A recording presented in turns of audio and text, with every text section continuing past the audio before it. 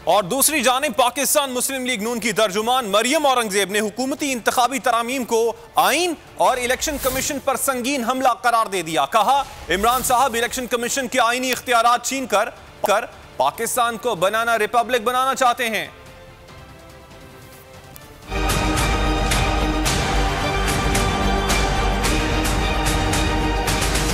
मरियम औरंगजेब ने कहा, इमरान साहब वफाकी पार्लिमानी निज़ाम जमहूरियत ख़त्म करके मुल्क में सदारती निज़ाम मुसल्लत करने की कोशिश कर रहे हैं।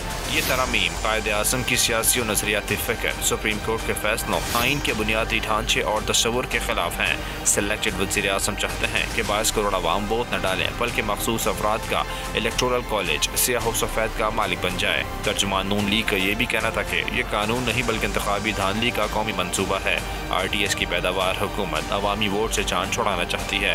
इन तरामीम के बाद हुकूमत खुद इलेक्शन कमीशन बनकर इलेक्शन कराएगी, वही जीतेगा जिसे हुकूमत चाहेगी। उनका कहना था कि इमरान साहब के इंतखाबी कानून में तब्दीली का मकसद मुल्क में इलेक्शन के बजाय सिलेक्शन का मुस्तकिल निज़ाम मुसल्लत करना है। काले इंतखाबी कानून के जरिए इमरान साहब डस्का की धन पूरे मुल्क पर मुसल्लत करना चाहते हैं। हल्का बंदियाँ अब आबादी की बुनियाद पर नहीं बल्कि सेलेक्टेड की मर्जी की बुनियाद पर करने की कोशिश हो रही है।